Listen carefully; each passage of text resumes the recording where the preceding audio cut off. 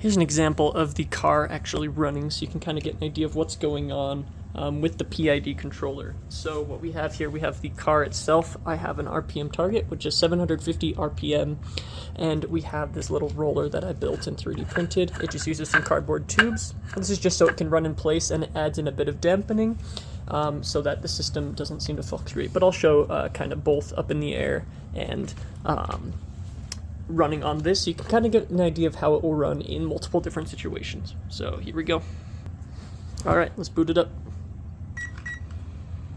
It's booting up right now. I will actually start it up in the air, so you can kind of get a more exaggerated fluctuation. There's that initial pulse, and then it gradually decreases until it reaches what we call steady state. You can see up at the readings, it's getting pretty good. Fluctuating still a bit. You can hear that clicking noise. I think that's some of the imperfections. When our PID is up in the air like this, it has very little damping, which causes any little imperfection to cause fluctuation that will mess with our readings, and that messes with our steady state. That's why I built this thing. By running it on this, it adds in a bit of its own damping, and you can see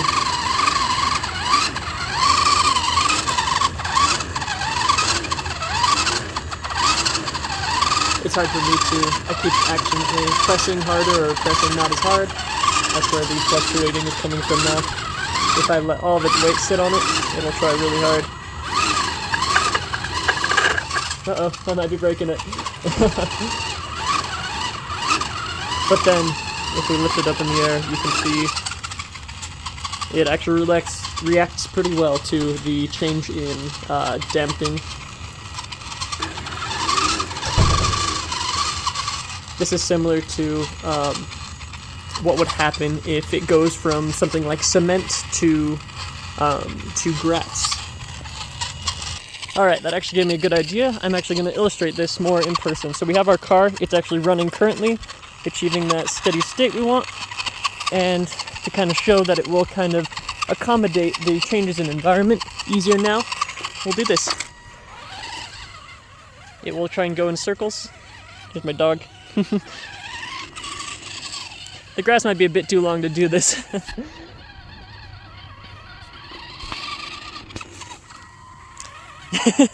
Yeah, my grass is way too long. But you can see it's actually, so it has a harder time at first, but then it's able to push a bit harder to get itself at least start to accelerate. Let's try bark instead. Alright, here's a different environment. We have bark and cement.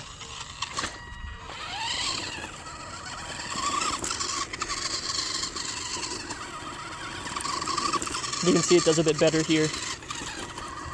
It doesn't seem to be slowing down as much between the environments. And that's kind of what we'd wanted to achieve with this car here. I'll stand back so you can see it.